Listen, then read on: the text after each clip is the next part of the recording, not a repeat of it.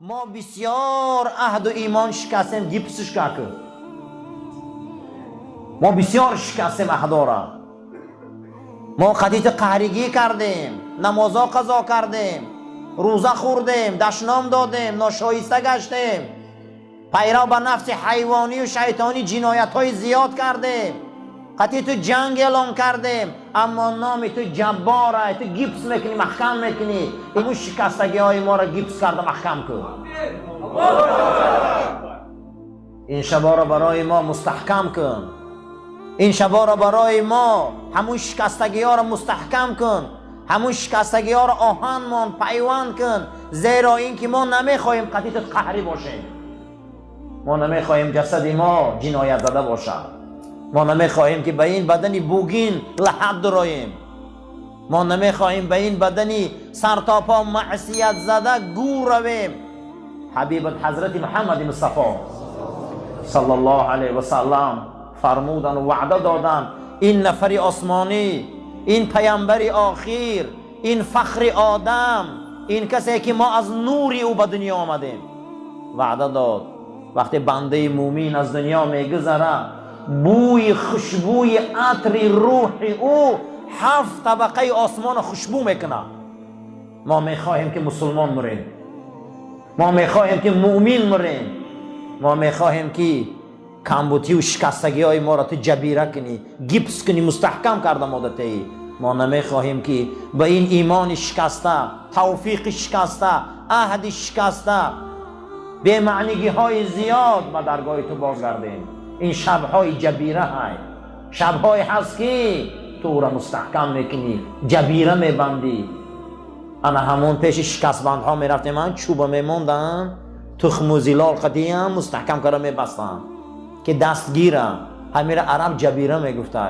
پروردگارا ما از رحمتت امید داریم که شکستگی های ما را تو جبیره کن. نام تو جباره، یک نام تو مهیمینه.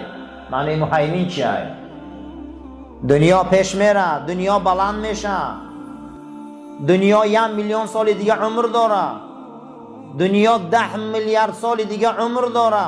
نام خدا مهیمینه. معنی مهیمین چیه؟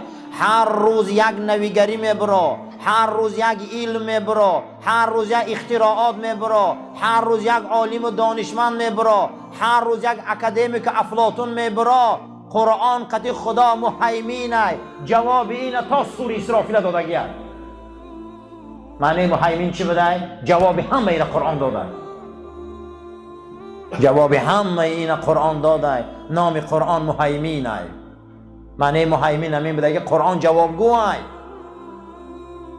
پیغمبر جوابگوه، دین جوابگوه. ما باید لیاقت داشته باشیم، ما باید لایق باشیم، ما مسلمانی لیاقتمند باشیم که از این دین و قرآن و خدامان استفاده درست بریم. لا یهمهم، اما میگه شما یک بار لطف قرآن رو ندیده، معنی های قرآن رو فکر نکرده، والعمل بما فیه، عمل کردنی به قرآن فراموش کردیم، کلان فراموش کردیم. و هل فی العالم غرور، اصلا میگه در وجود عالما غرور بسیار پیدا شد. حقیقت قرآن را نگفتم. این پرده های زیبای عروسی قرآن را بالا نبرداشتن مردم این زیباگی قرآن را بینن. اینها میگه فریب خوردن. اینها باید حقیقت قرآن را گپ زنن. اینها باید قرآن را بیان کنن. هر چیز به خودش ستون مهره داره. همین ما بدن مانده ستون مهره داریم. اگر ستون مهره یگان جاش کم داره، اگر نقطه بریم بیزیم شود بدن ما خوب نمیشود.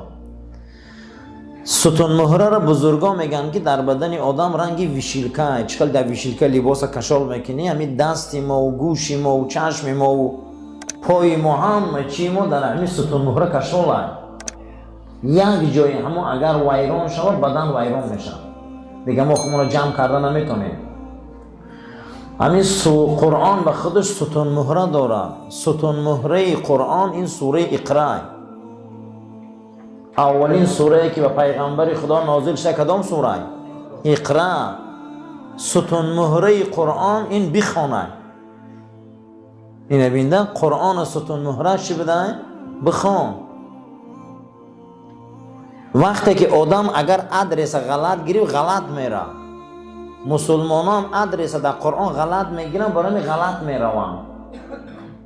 اولین آیه که در قرآن پیغمبر ما در نازل میشه میگه بخون. این موی قرآن های ستون مهره قرآن سوره اقرأ بده، بخون. ستون مهره سوره الحمد علماها گفتن که اهدنا الصراط المستقیم های، خدایا مایان را برای راست هدایت کن.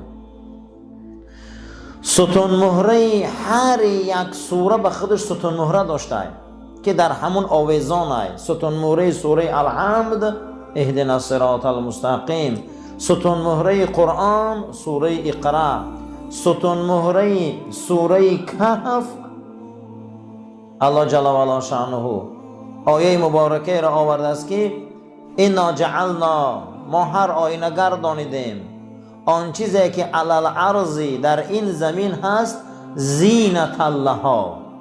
این زمین در میگه چیزی که هست این همش زینت هست. این برادران میبینیم بچهش مثلا از این مال و پول و خانه و در و جوانی و این بر اون بر، این یک زینت هست. این یک دقیقه در میگذره میروه، یک زینت بده. برای زینت زیق نشوه، برای زینت زیق نشوه. من شاو شد با پگه سحر میشوه، این یک زینت است. اما ما علی الارض زینت الله، یک زینت دادیم. اما بعد زینت چیه میگه؟ صعیدا جرزا. صعیدا جرزاش معنیش همین بده است که من در آمدن فصل تیرما یک روز میخیزه که برگا زرده، یک سحر میخیزه که برگا سرخه، یک سحر میخیزه که یگان دانه برگ نیست، همش ریختگی هست در همین زمین. ریخته خاقتی الدرش در رفته، همون درخت خودش قاق مانده، خلاص هیچی نداره. همین عرب میگه صعیدا جرزا. چی میگفتن عرب میره؟ صعیدا جرزا، یعنی که هم کاری این دنیا میگه تیرماه داره. نخو که آدم برای کاری تیرماه داشته که زیخ شود. بهارش تیرماه داره، عمرش تیرماه داره، تجارتش تیرماه داره، زراعتش تیرماه داره، همه کاری دنیا تیرماه داره. نخو برای کاری تیرماه داشته ما زیخ شویم. او روزک بدیم دوام، او روز شدیم کلان، او روز شدیم تگی چادر و زنگیری، این روز شدیم کودکدار، بسیار شد بابا، بعد از بابا میبینی پیر، چندش بیچاره رفت پرده خاک. اینم تیرماه. برای همه کاری تیرماه داشتن زیخ شویم. 30 ساله ما آمده سیم رفته سیم این جای زندگی ما بود شوا، برای همه زیخ شویم. پروا نکنیم. سعیداً جروزان میگه این دنیا را زندگی چی داشتن؟ تیرماه داشتن. یا سر میخزگی رنگ هم برگ باری رختی برفتی، هیچی نمونده. با مایلش همش یه هفته بعد میگذرن با همون رفیق جوره و خیش تبارو هم خیلی گمان میکنن که تو دهمی دنیا آمدگی نبودی. بای خیلی فکر میکنن میگه دبا اینی مال آدم نبود، همین خیلی بمهریه. با یک نیم ساله گذره که همین حیات میبروی که همین خیلی آدم وجود نداشته حیات. برای همین زیخ شویم. پروا نکنیم. اکنون ما باید فهمیم که امروز ستون مهره ها زیاد بوده است. من یک دم ما امروز آمدیم اکنون نصف کردیم. کاری دنیا همش تیرما داشته. خشا به حال آدمی که این اشاره های قرآنی رو فهمه. خشا به حال انسانی که این اشاره رو فهمه، درک کنه. لا یهمهم التفات الى معانیه. ما یک مراتب حرکت نکردیم که معنی های قرآن رو فهمیم. ما نفهمیدیم که قرآن در کدام سطح گپ میزنه. هیچ کالی چنقه قرآن تفسیر شده، هیچ قرآن تفسیر نشده. نام خدا یکتش مهیمین است. نام خدا یکتش چیه؟ مهیمین. المهیمن و العزیز و الجبار. نام یک خدا نام یکتش چی بوده؟ جبار. چیست جبار؟ وقتی که ما میریم حرکت میکنیم یک اونجا دهنکی میغلطیم دستمون میشکنه، در دکتر میبرن دست ما رو پاک میزنن، نوری های رنگین قدیم میبینن، بعد از او بالای او رو چیکار میکنن؟ گیپس میکنن. بالای شکستگی رو چیکار میکنن؟ گیپس میکنن. همون عرب جبیره میگه. حدیث ابو هریره روایت کرده که رسول اکرم صلی الله علیه و سلم فرمودند صلات الرجل فی الجماعت، نماز مرد در جماعت چنان زیاتی و دوچند می شود از نمازی در خانش میخواندگی. گفتن چند قد زیاد میشه یا رسول الله صلی الله علیه و سلم؟ و فی سوقه، در بازار میخواندگی، در کوچه میخواندگی، در کارخانه میخواندگی. این گفت نماز جماعت فضیلت و فضل داره. چند درجه داره؟ گفت هر یک رکعتش 25 درجه داره. و ذالک انه اذا توضأ فاحسن الوضوء. شما اینو فهمیده؟ هر کسی که این دید اگر طهارت خوب کنه، بعد از او برای به سوی مسجد، مقصدش همین بده باشه که من نماز میخوانم در مسجد، مقصدم همینه. هر آینه قدمی که میزنه، قدمی که میبرداره، پروردگار درجه این مرد مسلمان بلند میکنه. هر قدمی که میزنه خطاگیاش میبخشه. هر وقتا که این نماز میخوانه ملائکه ها میبیاین، همیشه بر او دعا میکنن. در داخل نمازش ملائکه ها میگفتین که خدایا ای بنده تا رحم کن. ملائکه ها میگفتن که پروردگارا ای بنده تا رحم کن. و همیشه اگر این بنده منتظر نماز در مسجد شینه، ملائکه هم دعاها را دراز میکردین. هر کسی که منتظر نماز در مسجد میشینه که من نماز خوانم با جماعت، ملائکه ها با دعاهاشون دراز شدن میگرفتن که خدایا رحمش کن، خدایا مغفرتش کن.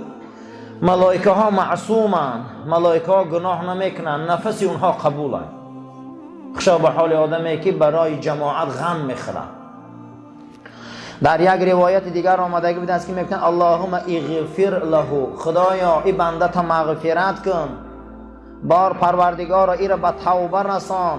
مادامی که ای بنده اگر مردم آزار نته بعد این نمازاش، آدمی خوب شوه، اهل هدایت شوه، درباره بیهودگی و بی‌معنیگی دیگر گپ نزنه، آدمی واقعی بعد این نمازهای جماعت شوه، این انسان دیگر گناه نداره. اما بعد این رو با همو کاراش سر کنه، با گناه آمدن میگیره. ولی مسلم من حدیث ابن مسعود، امام مسلم حدیث ابن مسعود روایت کرده رضی الله تعالی عنه، جناب پیغمبر گفتیان که مگر خداوند در هر یک قدمی مسجد بیا ثواب می نویسه، درجهش در جنت بلند میکنه، گناهاش میسوزانه، گناه نداره دیگه. هر کسی که مسجد دوست میداره او فرزند ابراهیم خلیل الرحمن است. زیرا که کعبه را کی ساخت؟ بیت المقدس کی ساخت؟ دو تا قبله که برای موحدان کی ساخته داد؟ برای مسجد کی غم خورد؟ مسجد دروازه هاش کی کشاد؟ مسجد این فرهنگ هر مسلمان است. مسجد این اثبات توحید است. مسجد این اکادمی رسول اکرم است. مسجد این انویرسیتی رسول اکرم است. تمام علمای ما ای مسجد برآمدند. تمام کلاسیکای ما از مسجد برآمدند. ما یگان کلاسیک نداریم ای زمان رودکی تا زمان عینی که مسجد ندار آمده باشند. همه اینا از مدرسه های اسلام برآمدند. همه اینها از مسجد های اسلام برآمدند. برای آن همین کسی که مسجد دوست می‌دارد نسل آن همینا است. مسجد هیچ محل انسان کج تربیت نکرده. مسجد کی می‌دراید؟ الا الخائفین. کیا مسجد می‌دراید؟ کسایی که از خدا می‌ترسند. کیا مسجد می‌بیایند؟ کسایی که از خدا پروا دارند. کیا مسجد می‌بیایند؟ اینها ملت ابراهیم خلیل الرحمن اند. کیا مسجد می‌بیایند؟ اون کسایی که ابلیس غمگین میکنند. هر کسی که در کعبه مکه سجده میکنه قبله ده، هر کسی که مسجد دوست میداره وی فرهنگ ابراهیم خلیل الرحمن زنده کرده. هزارها امپراتور از بین رفتن، هزارها امپراتوران نیست شدن. اسکندر با این امپراتوریش نیست شد، مغول با این ظالمیش نیست شد. هزار مسجدها کلوبخانه ها شد، اما روزه شد فرهنگاشون نیست شد. اما فرهنگ ابراهیم خلیل الرحمن 10,000 سال بنیاد این مسجد ها. این مسجد 10,000 سال میشه و کعبه را. آن روز کسی پرست نبود. امروز در اطراف کعبه جای سوزان پرتایی نمی‌یابید. این فرهنگ حضرت ابراهیم است. برای اینجا دعا کرد، برای اینجا درود گفت. دعای ابراهیم مسجد آباد کرد. دعا میکنیم که اللهم ربنا آتنا فی دنیا حسنة و فی الاخرة حسنة و قنا عذاب النار. پروردگارا درهای مسجد را در دنیا گشاده گردان، نمازخوانش زیاد گردان. از این مسجد آدمای نمونه برار، مسلمانای واقعی برار و برکت این مسجد ما اجر مکافات پیامبر گفته ما نصیب گردان. گناههای ما را درگذر. ربنا لا تزغ قلوبنا بعد اذ هدیتنا و هب لنا من لدنک رحمة انک انت الوهاب. آمین یا رب العالمین.